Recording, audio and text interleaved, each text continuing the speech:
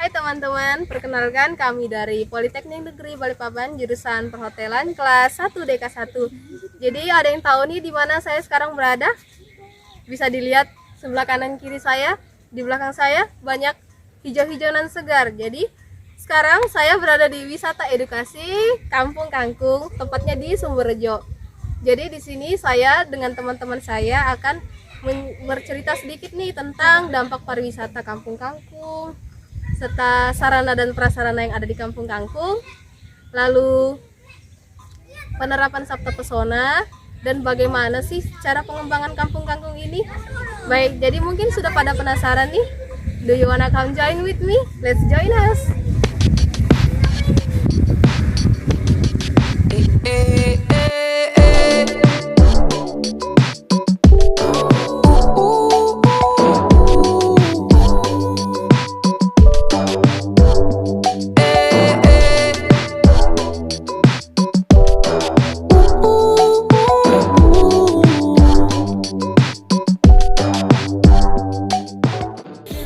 Baik, perkenalkan saya Meli. Di sini saya akan menjelaskan sarana dan prasarana yang ada di wisata Kampung Bejo ini. Baik, dan ini akan ditemani oleh rekan saya yang bernama Rizka. Baik. Dan ini bisa perkenalkan diri terlebih dahulu. Baik, terima kasih Mbak Meli. Perkenalkan, saya Rizka Nugraini. Saya juga salah satu anggota dari kelas 1 DK1. Dan di sini mungkin pertama teman-teman bertanya ya, di mana sih lokasi wisata edukasi Kampung Bejo ini? Jadi tempat wisata ini terletak di Jalan Sumberjo 2, Sumberjo, Kecamatan Balikpapan Tengah. Jadi teman-teman, jika ingin ke sini tuh cukup dekat daripada pusat kota. Jadi kalau misalnya pengen nih refreshing dari yang namanya hiruk-pikuk ibu kota gitu kan, jadi kalian bisa ke sini. Benar Mbak, lalu juga jika kita ingin mengefreskan mata kita, karena lokasi wisata edukasi Kampung Bejo ini yang terletak di tengah kota yang sibuk, terdapat lahan hijau seperti ini. Mungkin ini bisa salah satu tempat edukasi yang tepat bagi kita. Bener sekali sih Mbak. Gimana sih kita menghirup polusi sehari-hari, baru kita melihat lapangan hijau itu sangat-sangat bikin kita kayak healing gitu loh istilahnya sekarang ya. Jadi kami berdua akan menjelaskan sarana dan prasarana yang ada di wisata edukasi Kampung Bejo. Oke, come on, let's go. Lari Lis.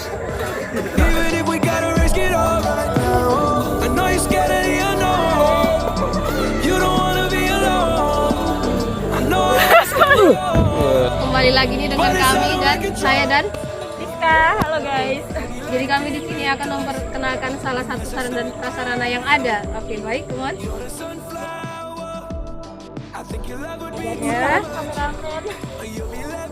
Ya. Kita udah sampai nih.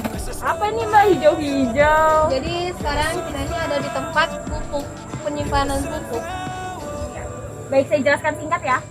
Menurut pendapat yang kami dapatkan di sini ada pupuk kandang, di mana itu diolah langsung dengan para petani di sini. Jadi mereka itu memanfaatkan hal yang terbuang gitu. Nah, jadi setelah itu mereka kumpulkan di sini untuk digunakan kembali ke sawahnya. Seperti itu. Sangat-sangat inovatif ya, Mbak ya? Benar banget, sangat inovatif. Kreatif sekali. Mungkin kita bisa ke sarana dan prasarana yang selanjutnya. It's Chuck E. Cheese. Put me in the jam with an X-Man in the UFC. Can't believe it. I'm in disbelief. This bitch got me paying for trips. Diamonds on her neck, diamonds on her wrist. And here I am all alone. I'm so cold. You got me out here. Bumerang nggak sih, Mbak? Itu juga. Oke, 1, 2, 3. Udah. Bagus banget sih hasilnya di sini spot fotonya. Nggak nyangka banget ya sawah begini aja dijadikan tempat foto itu bagus banget teman-teman. Nggak lupa nih, ada kamera sekali. Oh, astaga. Jadi kita mau jelasin nih, ini adalah salah satu sarana dan prasarana yang ada, yaitu spot foto. Ya mungkin kita kasih lihat pasti. Oke, Penuh dengan cinta. penuh dengan cinta. LOVE, love. Sudah. Daripada itu masih ada loh Mbak, di sebelah sana itu bisa dilihat itu ada Iya. sayap-sayapan. Ada sayap-sayapan. Banyak banget di sini spot fotonya. Kayak sekedar kita foto hijau-hijau aja itu udah bagus bagus banget gitu dah. Kayak kita kasih lihat kalau kita di branding diri kita fresh and natural gitu. All alone, I'm so cold, I'm so cold. You gotta be out here smoking. Nah, balik lagi nih sama kita. Jadi kita akan jelasin sarana dan prasarana yang lainnya yang ada di wisata edukasi Kampung Bejo ini. Mungkin Barista bisa sebutkan apa-apa aja nih sarana dan prasarana yang belum kita liatin di dalam video.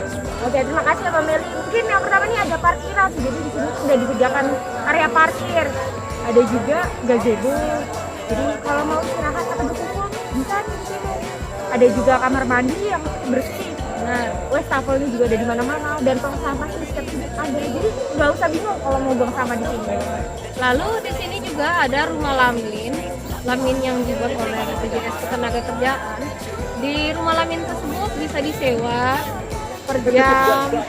Nah, biasanya rumah lamin itu disewakan untuk orang-orang yang ingin rapat atau orang-orang yang ingin gathering secara kelompok seperti itu. Lalu di wisata edukasi Kampung Bejo ini juga ada kantinnya seperti itu. Kantinnya cukup harganya cukup terjangkau dan efisien. Baik, saat ini kami akan menjelaskan tentang pengembangan wisata edukasi Kampung Bejo. Jadi awal mula wisata Kampung Bejo adalah perencanaan dari ketiga orang termasuk RT untuk membuat kebun kangkung sebagai tempat wisata edukasi dengan tujuan agar menjadi tempat wisata yang terjangkau oleh masyarakat Balikpapan. Dengan pengembangan yang telah direncanakan, perlahan menjadi tempat wisata edukasi. Wisata edukasi kebun kangkung sudah mendapat banyak prestasi selama 3 tahun. Wisata kebun kangkung juga sudah banyak dikunjungi oleh masyarakat. Bahkan wali kota sendiri datang untuk berkunjung dan merasakan kebun kangkung sebagai wisata edukasi. Wisata edukasi ini sudah apa nih? Nanti di-cut aja kan? Iya nanti nggak mau. Ngomong aja. Wisata kebun kangkung awalnya berkembang dari sebuah tanaman yang tumbuh hingga ke tambak. Wisata kebun kangkung juga ini memiliki banyak sarana untuk wisatawan berfoto. Halo guys, Kampung Kangkung ini sudah memiliki 7 unsur wisata pesona. Yang pertama lihat sendiri di belakang ada aman, tertib, bersih, sejuk, indah, ramah dan ketenangan. Di sini untuk bukti sebagai tempat wisata ini untuk apa? Bukti sebagai tempat wisata ini telah menerapkan 7 unsur ini, yaitu tempat wisata ini sudah mendapatkan penghargaan dari kelompok sadar wisata juara 1. Jadi gitu guys. Terus selanjutnya ya, jadi guys untuk unsur pertama yaitu aman. Untuk aman sendiri masyarakat sekitar turut membantu dalam mengamankan tempat ini. Intinya kayak masyarakatnya saling membantu untuk menerapkan 7 unsur serta pesona di sini. Selanjutnya dijelaskan. Nah, kalau masalah tertib ini sudah diatur oleh masyarakat dan pengunjungnya ini juga disaling mengingatkan oleh masyarakat. Jadi kita bisa mengingatkan satu sama lain. Gitu. Kalau misalnya kebersihan, untuk kebersihan sendiri sudah terawat dan dirawat oleh masyarakat yang turut membantu. Namun masih kurang karena kebersihan itu harus dari kesadaran wisatawan masing-masing.